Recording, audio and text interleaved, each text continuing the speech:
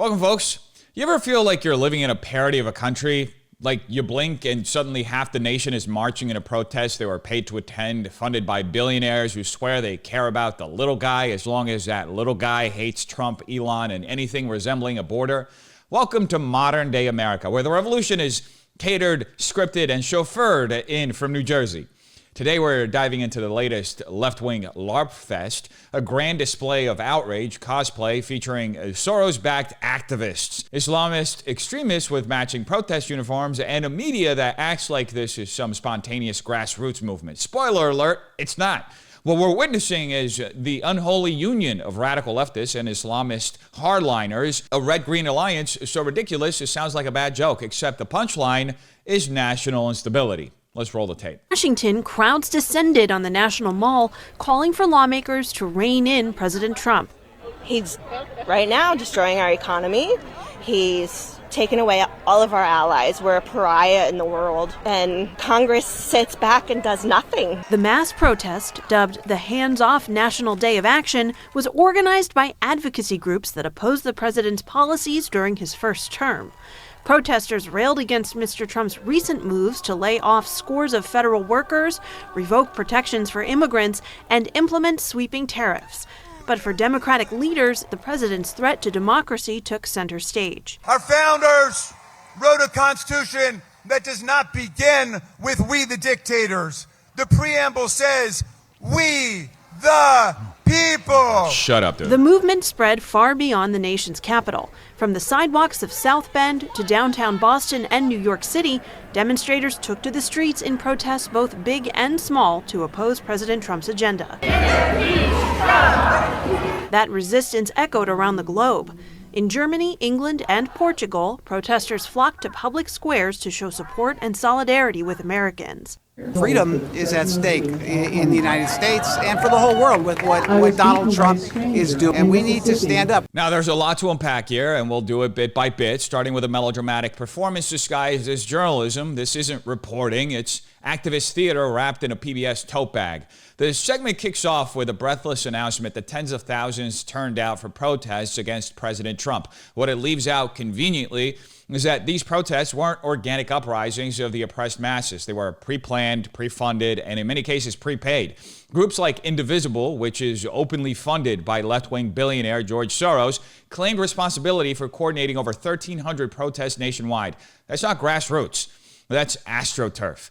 It's like bragging about how popular your party is when you bribed half the guests with free drinks and a Lyft promo code. Then comes the emotional bait. Protesters claim Trump is destroying the economy and making us a pariah. First of all, let's drop the drama and look at the data. Under President Trump's second-term policies, the U.S. economy is projected to grow at an annualized rate of 2.5% in Q1 of 2025, according to the Federal Reserve Bank of Philadelphia, a healthy pace by post-COVID standards.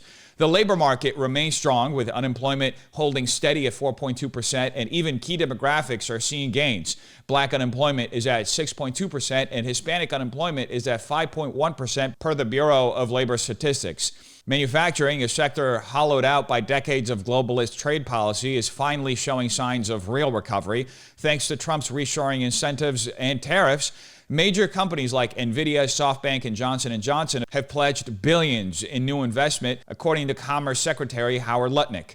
Projections from McKinsey suggest reshoring efforts could add up to 1.5 million jobs, primarily benefiting middle-skill American workers. Exactly the people Democrats used to claim to care about before they discovered hedge fund donors and TikTok influencers. And yet, ironically, the same party that pretends to speak for the working class is now clutching their pearls over fluctuations in the stock market, like it's some sacred economic oracle. Since when did Wall Street become the left's favorite feedback loop? Let's be clear, 93% of stock market wealth is held by the top 10%, according to Federal Reserve data. Only around 7% of Americans directly own individual stocks. So when Democrats cry, "Trump's killing the market," what they're really saying is our donor class is losing money.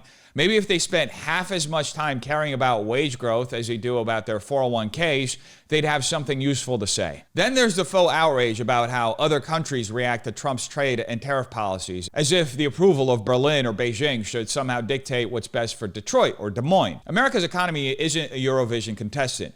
We're not here for applause from the European Commission. Tariffs were a tool, not a tantrum. They were designed to rebalance trade, protect domestic industry, and bring leverage back to American workers. And they're doing just that. The U.S. has begun closing the gap in key industrial sectors like semiconductors and steel. And for the first time in decades, we're seeing real investment in domestic production instead of endless outsourcing to slave labor factories overseas. So no, Trump's not destroying the economy. He's destroying the narrative that the only way to succeed is by keeping America dependent, disrespected, and hollowed out. What's really bothering Democrats is that Trump is yanking the steering wheel away from global elites and back toward Main Street. And that makes their donor class nervous. Good. Next, let's talk about the crocodile tears over federal layoffs. The protests framed these as cruel and chaotic, but failed to mention that many of these cuts were part of a long overdue bureaucracy streamlining. The same people who scream about government bloat and corporate greed suddenly clutch pearls when the federal gravy train suddenly gets slightly slowed down. Layoffs in the public sector aren't inherently evil. They're a normal part of any effort to make government less bloated and more accountable. But nuance doesn't sell signs or hashtags. Then we get the drama about revoking protections for immigrants. Translation, Trump enforced immigration law. That's it. He enforced the law on the books, not radical laws, not new laws, not anti-immigration laws, the same laws that every president before him had access to but didn't have a spine or a political will to enforce. And no, enforcing immigration law isn't anti-immigrant, it's pro-sovereignty. But don't expect PBS to ever explain the difference. Now for the cherry on top, we have Democrat leaders yelling about we the people and how Trump is supposedly a threat to democracy. That's rich coming from the same party that pushed for censorship through tech platforms, tried to pack the courts, and floated abolishing the Electoral College every time they lose. They say democracy dies in darkness, but apparently they mean when we lose elections. Trump is such a dictator, he left office after the end of his first term peacefully, despite endless lawsuits and investigations thrown at him for 4 years, most of which turned up nothing. A real dictator wouldn't have waited for CNN to call a race before locking up his enemies. He would have just done it, which oddly enough is closer to what Biden's DOJ has done to January 6 protesters than anything Trump ever did. And finally, we're told the movement has gone global with protests in Germany, England, and Portugal because nothing screams American democracy like people in Berlin deciding who our president should be. That's the point, folks. The whole spectacle isn't about policy, it's about perception. It's about manufacturing an illusion of mass outrage to justify elite tantrums and pre-written scripts.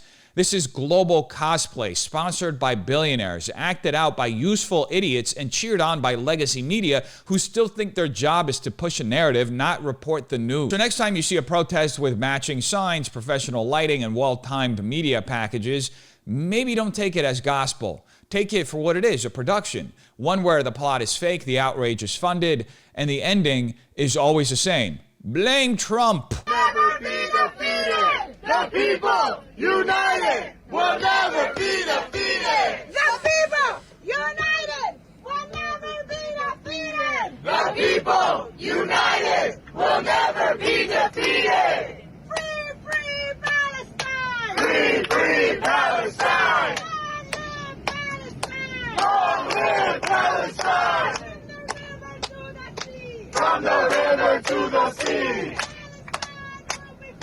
Palestine will be free! Now, what we just watched was a clip of pro-Hamas protesters being bussed in from Atlanta to Washington, openly and proudly as part of these Soros-funded demonstrations.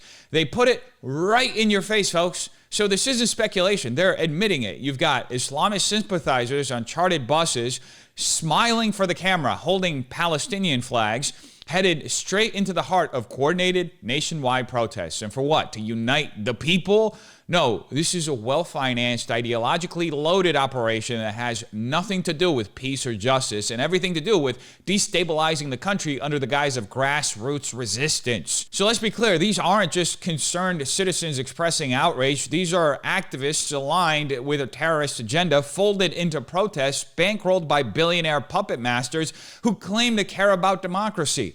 It's the Red-Green Alliance in full display. Radical leftists teaming up with radical Islamists, hoping the American public is too distracted or too guilt-tripped to notice. Well, we noticed. And we're calling it for what it is, a hostile operation cloaked in social justice slogans. Well, the media is going to act like there was some major anti-Trump protest in Washington, D.C. today. But the reality is, it's fake. They were all bussed in on buses, like right behind me.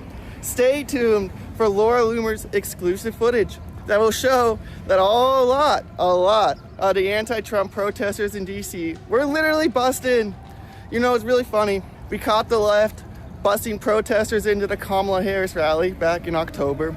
Then we caught the left busing protesters into Kamala Harris's Las Vegas rally, also last October. So I don't understand why the left thinks they can continue to bus people into Washington, D.C. and important events to Astroturf a crowd and don't think Laura and I are going to catch them.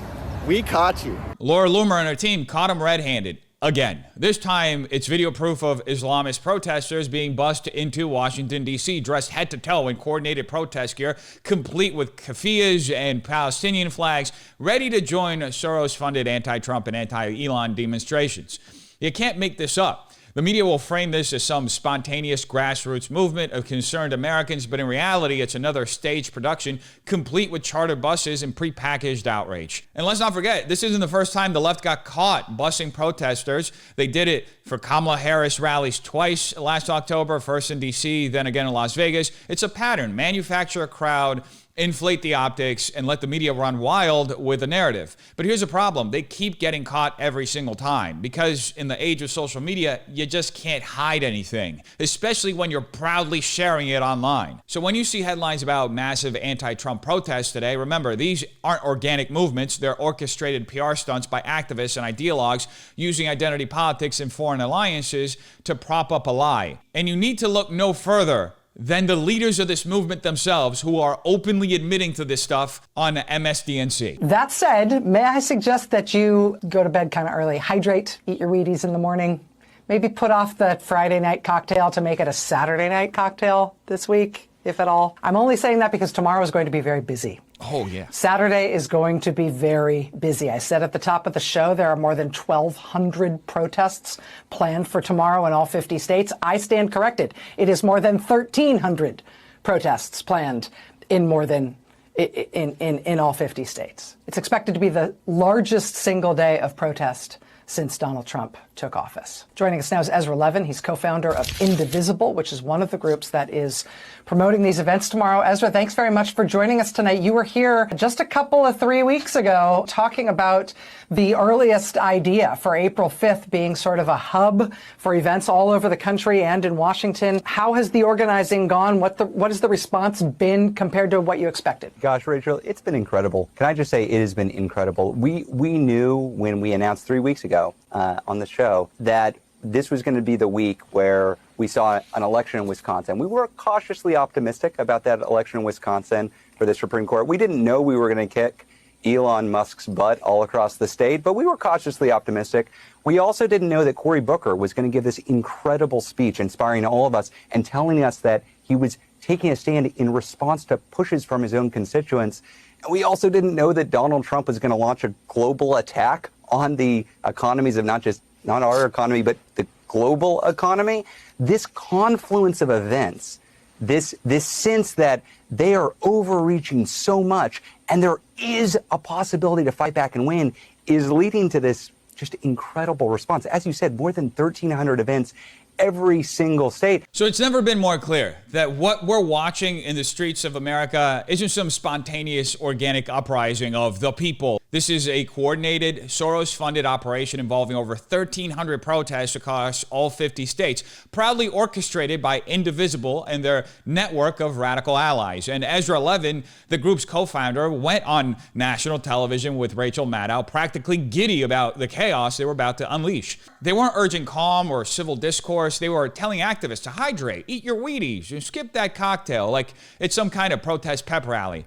They're not even hiding it anymore. This isn't civic engagement. It's cosplay insurrection staged like it's Coachella for Marxist LARPers. Now, according to a March 12th New York Post investigation, Indivisible, the organization that Ezra runs and that's been organizing these 1,300 grassroots protests across the country, has been bankrolled by over $7.6 million from George Soros' Open Society Foundation, and that's just one funder. They've also raked in $2 million from the Sandler Foundation and millions more through their PAC, Indivisible Action, which has raised over $9 million in support of their so-called grassroots efforts. And what are they doing with all that money? Handing out prepackaged toolkits with printable signs reading GTFO Musk and Fire Elon, while Tesla dealerships, Cybertrucks, and charging stations are torched, graffitied, and shot across the country. Seattle, Washington State, Las Vegas, Musk infrastructures have become ground zero for politically motivated attacks. As the New York Post noted, Musk identified 5 groups, including Indivisible, Rise and Resist,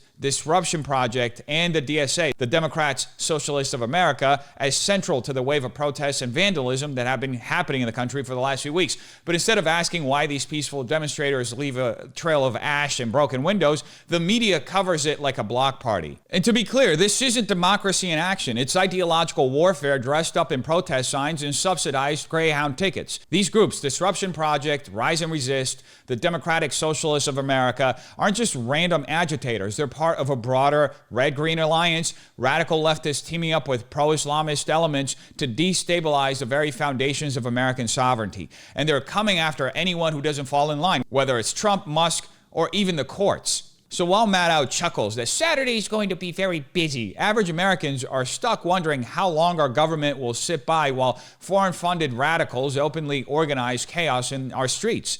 This isn't free speech. This isn't activism. It's a hostile political operation. And if a single brick gets thrown or a single building goes up in flames, Indivisible must be held fully accountable, because this time they've said the quiet part out loud, and we've got the footage to prove it.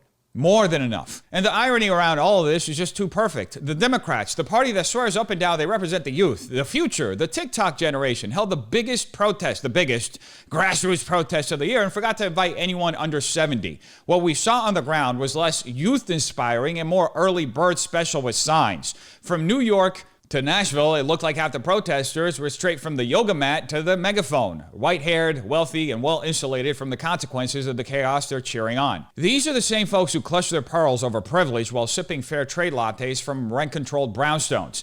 It's geriatric resistance theater, billionaire-funded retirees with trust funds and too much time on their hands, acting like they're leading a revolution. Where are the young people? Where's the diverse, fired-up Gen Z crowd they love to parade out every election year? Nowhere, because they know this whole thing is a scam, and they're not buying into a protest led by their grandmother's wine club. Democrats pretend to be the party of the future, but all we see are the ghosts of hippie past reenactments run by people who think Musk bad is a political strategy.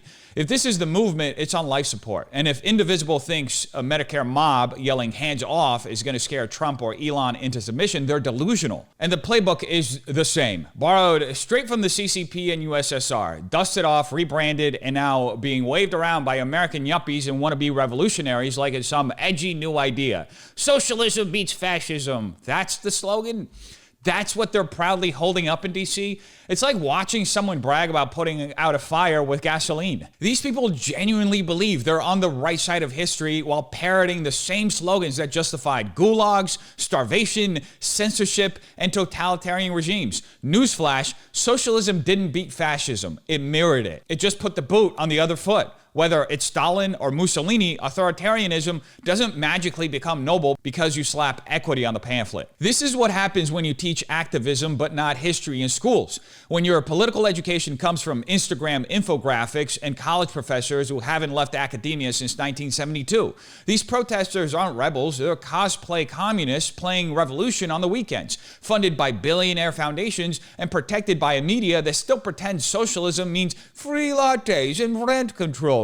So next time you see someone waving a socialism beats fascism sign, just remember, they're not fighting tyranny, they're begging for a different flavor of it. Oh, and remember those pro-Hamas protesters dressed in keffiyehs being bussed into DC? Some of them were seen chucking shoes at pictures of Elon Musk, like it's some kind of Middle Eastern regime change cosplay. This is what activism looks like in America in 2025, folks. Unhinged, unwashed, and totally unserious.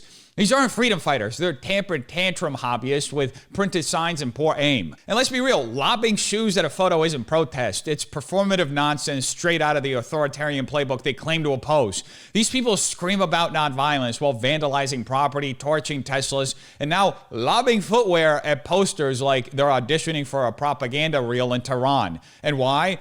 Because Musk had the audacity to challenge bloated government bureaucracy and offer free speech.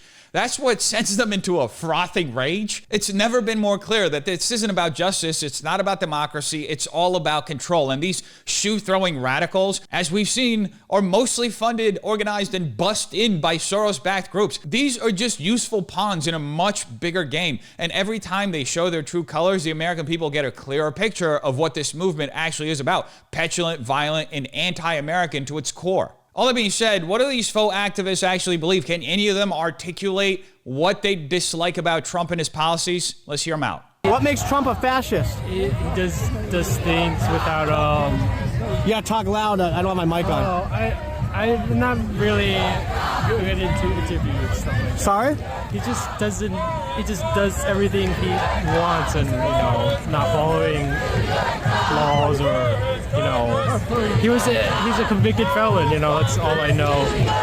Well, but your sign says he's a fascist, and I'm just curious what makes him a fascist. One of the things is that he's trying to control the media, right? Say that again? He's trying to control the narrative. How is he trying to control the media? Doesn't every president try to control the narrative? They try to control their own narrative, but one of the things that Trump's has done, for example, is the renaming the Gulf of Mexico, and then not allowing the Associated Press to come into the White House. Basically, trying to get. What are your feelings about him renaming the Gulf of Mexico as the Gulf of America when a majority of the Gulf is in fact on the coast of America as opposed to Mexico? I mean, it's kind of pointless. People. Is it pointless? Yeah, people call it the Gulf of Mexico. What's the Don't point you think it of could have changing a the name? positive tourism impact potentially? Tourism has been down heavily. So I don't want to get into a tourism debate. My question is, the sign says the fascist Trump regime must go. Yeah. And so I'm just curious what makes him a fascist. You pointed out that maybe something about his relationship with the media, he wants to control it, but how? Again, you're calling him a fascist. Yeah, well, what makes him a fascist? One of the core tenets of fascism is creating an enemy, right? And blaming those problems on What's the enemy. that? Oh, yeah, so, the paper gave me, yeah. Who gave you that? The people that gave me the sign. It's a free sign. Oh, someone gave you the sign, and then they gave you the handout. No. So are you reading it now to try to answer the question? Yeah, but I mean... Can I see that? Can you hold that up? I'm just curious. You can have it. I can have it? Yeah, you can have it. Alrighty. So where did you get the sign? All the way in the gatekeeper's house. Okay. Yeah, it was just pretty cool. And that's another one? They gave you two pieces of paper? Here. Can I have that one too? Yes, you can have both. Oh, okay. So what brings you guys out here today? Just because I saw people were hanging out with people. Everyone else, executive overreach. And there you have it, folks. The revolution is pre-written and printed on recycled paper. This anti-Trump protester can't even explain the meaning behind his own sign. He stammers, shrugs, then finally admits defeat and pulls out a little cheat sheet of talking points handed to him by the same organizers who gave him the sign. This isn't a protest. It's a scripted performance starring confused extras and billionaire-funded directors. This is what happens when your activism is outsourced, when your outrage is curated by think tanks and your political opinions come with a matching hashtag and a laminated index card. The guy doesn't know what he's holding, why he's holding it, or what it even means. But hey, he showed up. And that's all Indivisible and the Soros machine care about. Optics over substance, bodies over brains. It's the ultimate participation trophy protest. No knowledge required, just show up, smile for the camera, and repeat what the paper says. And we're supposed to believe this is a grassroots uprising. Please, spare us. If the sign holder doesn't know what his own sign means, the movement isn't a threat to Trump. It's a parody of itself. What are we protesting today? Donald Trump. Well, what's Donald Trump doing that we're protesting? Well, he is fucking up the American democracy right now and trying to kind of repeal a bunch of shit in the Constitution, like, rights and liberties. So, is there anything in specific that he's... I don't have all the information, but I do know. What are you against? Personally, I'm against tyrants. I'm against tyranny. That's what I'm against. What is that?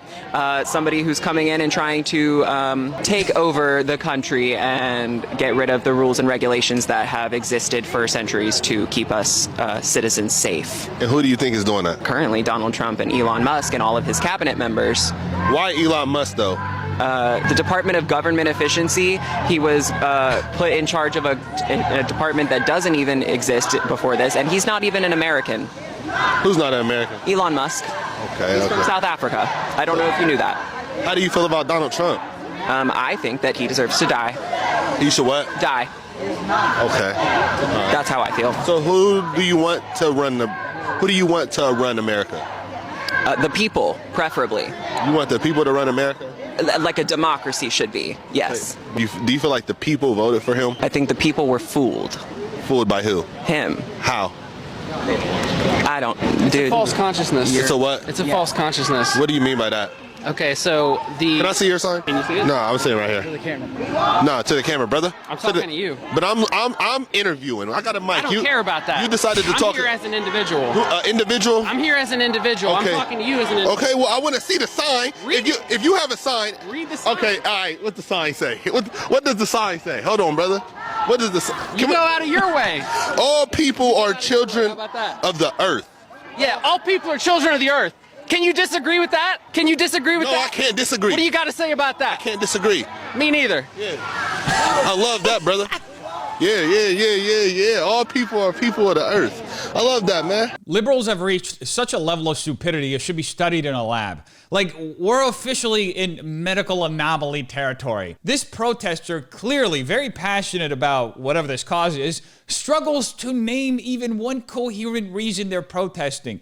What are we protesting? Donald Trump. Why? He's repealing a bunch of in the Constitution or whatever.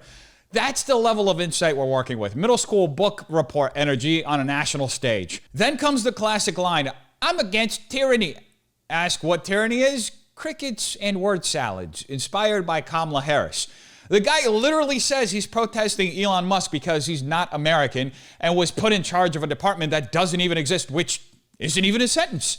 It's just buzzwords and paranoia duct taped together and yelled over drum circles. And just when you think it can't get dumber, he drops a line, Trump deserves to... I'm not even going to finish that sentence because it's not worth it. Now, nothing says you're against tyranny like fantasizing about executing your political opponents. But don't worry, he'd rather the people run the country, you know, like a real democracy, except when the people elect someone he doesn't like, then it's false consciousness. These people literally pull a Marxist term out of thin air like they just discovered it on Reddit 20 minutes ago and think it makes them sound profound. And the cherry on top is the sign that second gentleman, I use that word loosely, his sign says, all people are children of the earth. That's not a protest sign, that's a Whole Foods slogan. These people aren't revolutionaries. They're confused extras in a protest-themed improv class, and they don't even know what scene they're in. I think it's more obvious than ever that this isn't a movement. It's a meme, a tragic, overfunded, embarrassing meme. And the Democrats are all in on it, from the top to the bottom to the top. And the message is simple. We're in this situation not because of our neighbors. I promise you, your bank account looks a lot more like your trans neighbors or your immigrant neighbors, and nothing like Elon Musk's. In fact, we're all closer to being on the streets than having a bank account that looks like his. How do you think he got to where he's at? I had people who come up to me and say, Maxwell, why would they be stealing? Elon Musk is already the richest person in the world. He has enough money. The question is, how do you think he became the richest person in the world? Here we go again. Another performative sermon from the pulpit of Indivisible. This time delivered by Florida Rep. Maxwell Frost, the TikTok congressman who somehow always manages to sound like he's reading a script written by a freshman sociology major. His message, blame the billionaire, divide our neighbors, and of course, repeat the same tired class warfare cliches that have kept the progressive left spinning its wheels for decades. Let's start with this opening line. He says, we're in this situation not because of our neighbors. I promise you, your bank account looks a lot more like your trans neighbors or your immigrant neighbors and nothing like Elon Musk. Well, congratulations. Maxwell just invented identity-based economic unity. He wants you to believe that your personal financial reality has more in common with someone based solely on identity markers than, say, your own spending habits, income level, or work ethic. This isn't economic analysis. It's emotional manipulation masquerading as solidarity. And let's not ignore the false dichotomy at play here. He pits your neighbor against Elon Musk, as if those are the only two options in the American economy. Either you're a marginalized victim or a cartoonishly evil billionaire. No middle ground, no spectrum, no personal agency. This kind of rhetoric flattens every American into one of two roles, oppressor or oppressed. It's Marxism with a rainbow flag. Then comes the scare tactic. He says, we're all closer to being on the streets than have a bank account that looks like his. Ah, yes. The classic, you're one paycheck away from homelessness line, except it ignores, well, reality. According to the Federal Reserve's latest data, the median net worth of U.S. households reached approximately $192,000 in 2022, reflecting a significant increase from previous years. This upward trend continued in 2024, with household net worth climbing to a record $169 trillion by the end of the year, as reported by Bloomberg on March 13th, 2025. Working class Americans have experienced real wage growth, increased savings, and a robust post-pandemic economic recovery, particularly under pro-growth policies like tax cuts, deregulation, and reshoring initiatives that progressives like Frost opposed. So no, Congressman, we're not all hurtling towards the curb. Many Americans are doing better because they rejected the victimhood script you're pushing. Then he hits us with the zinger. Why do they keep stealing? Elon Musk is already the richest person in the world. He has enough money. First, let's be clear. Stealing is an accusation, not a fact. Elon Musk didn't become the richest man in the world by robbing people. He did it by building and scaling multiple businesses that reshaped transportation, energy, and communication. You may not like him, but Tesla, SpaceX, and Starlink are not smash and grab operations. They're innovations that created tens of thousands of jobs, boosted U.S. manufacturing, and challenged entrenched industries. You can argue about his politics or his tweets, but stealing isn't the word you're looking for. Producing is. And that final rhetorical trap where he says, how do you think he became the richest person in the world, is designed to imply something sinister without ever having to say it. It's a classic leftist tactic. Raise a question, provide no evidence, and let the listener fill in the blank with the worst possible conclusion. But the truth is pretty straightforward. Musk got rich because people bought his products, investors believed in his companies, and the market rewarded risk-taking. That's how capitalism works. Don't like it? Fine. Make a better product. But don't smear success as theft just because you can't explain how value creation works. What Frost is doing here is textbook demagoguery. He uses identity to frame economic issues, replaces data with anecdotes, and relies on envy and resentment to mobilize a crowd that ironically is being bankrolled by the same billionaire-funded networks that keep these protests going. He's not speaking truth to power. He's performing outrage for donors. And in the end, it's not about helping trans neighbors, immigrant neighbors, or any neighbors at all. It's about consolidating political power through division, distraction, and deception. So next time you hear Maxwell lecture you about who's stealing from who, remember this. Real theft is what happens when leaders rob their constituents of truth, clarity, and self-respect by feeding them ideological garbage disguised as hope. Oh, but it gets better, folks, because this activist who spoke at one of these so-called protests last night went viral for her speech for all the wrong reasons. My name is Gracia Martinez Rosas. I am an immigrant. I am undocumented, unafraid, queer, and unashamed. I lead the organization, the most beautiful organization called United We Dream Action. We are the nation's largest network of immigrant young people fighting for queer rights, immigrant rights, and the rights of everyday working class people. So y'all look so beautiful. I wish you could be in this place, and there's so many of you. I want you to take a moment and say high five to your neighbor. Y'all have been here for a while. Say, hey, what's up, neighbor? We're doing this. We got this. I'm here today because this fight is about all of us. Not just the people standing here in this podium, but this fight is about you. About the people that you love. About the people that you miss, those we lost, and those that we are waiting for, our babies. We are facing a national flashpoint. There's a creepy cult of billionaires. creepy billionaires that have bought their way into our government. They're so creepy that they think that they can declare power to make their own rules without accountability. They're so creepy that they think that they can do it without oversight. They're so creepy that they think they can do it without consequences. But this country is not theirs to buy. This country is not theirs to buy. This country is ours. Yeah, here we go again. Yet another emotionally charged, fact-free performance from the activist class, this time courtesy of Gracia Martinez-Rosas, executive director of United We Dream Action. She steps onto the stage with all the buzzwords: undocumented, unafraid, queer, unashamed. A verbal resume of identity politics, completely detached from policy substance or a constitutional reality. But don't worry, she's not here for nuance. She's here to lead what she calls the largest immigrant youth organization in the nation at a protest almost entirely populated by wealthy, white, retired liberals who haven't seen a working class paycheck in decades. Let's start with the obvious. If this is supposed to be a rally for everyday working class people, why does the entire protest look like a fundraiser for a Nancy Pelosi wine tasting tour? The crowd is made up of trust fund revolutionaries and Medicare age radicals holding Starbucks in one hand and protest signs in the other. It's a geriatric rebellion bankrolled by billionaires and performed for cameras, not actual working Americans. There's not a single working class family of four there wondering how they'll pay their energy bill while chanting about queer immigrant liberation. The disconnect is so laughable, it borders on satire. Now, onto her claims. According to Rosas, we're in the grip of a creepy cult of billionaires who have bought their way into government and are making their own rules without oversight. Ah, yes, the billionaires again, the left's favorite boogeyman, unless they're named George Soros or funding groups like hers. Because, let's be honest, United We Dream Action, her group, has been heavily financed by Open Society Foundations, a George Soros operation that poured over $24 million into immigrant advocacy groups between 2016 and 2022.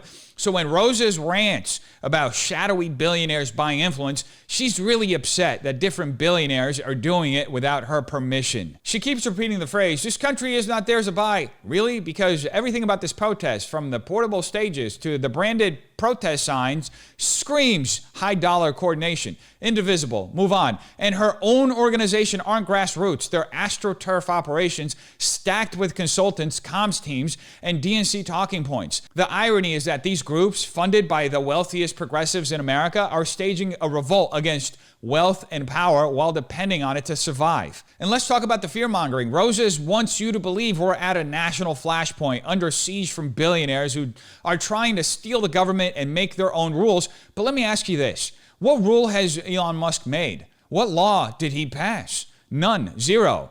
Because billionaires, love them or hate them, can't take over the government in a constitutional republic. The power belongs to voters. You know, those same voters who elected Donald Trump twice. That's not tyranny. That's democracy not going the way you wanted. She even ironically invokes the unborn. She says the babies we're waiting for to add emotional weight, as if her movement stands for life. Let's not kid ourselves. These are the same activist circles that champion abortion on demand, unrestricted immigration, and the dismantling of any traditional structure that might actually protect those babies once they're born. They weaponize sentimentality to hide how morally bankrupt their policies truly are. This isn't a movement for the people. It's a movement against the people, against the American worker, the legal immigrant, the small business owner, the citizen who plays by the rules. They want to replace earned rights with entitlements, lawful borders with anarchic open border policies, and democracy with ideological purity tests. And they're doing it all while pretending to be oppressed, on stage with microphones in front of fawning media, all backed by billionaires. So no, this country is not theirs to buy, but it's also not yours to hijack, Gracie. Not yours to twist into a parody of justice, not yours to sell to the highest progressive bidder. If you want to fight for this country, start by respecting the people who built it, not screaming at them in DC while surrounded by wealthy retirees and professionally outraged nonprofits. Until then, it's all theater, and you're just another actor in a bad play. So ask yourself, how much of what you see is real? How much is theater staged for your compliance? When outrage is manufactured, identity is commodified, and protests are choreographed by billionaires, what exactly are we witnessing? Democracy in action or manipulation by design? These aren't grassroots movements. They're branding exercises for ideology disguised as justice. If the loudest voices in the room are reading from pre-approved scripts and funded by the very elites they claim to oppose, where does that leave you, the citizen, the voter, the actual American? The next time someone hands you a sign and tells you what to think, maybe stop and ask, who benefits if I believe this? Because the cost of blind allegiance isn't just your voice, it's your freedom. You tell me what you think in the comments down below. Have a terrific day. Peace.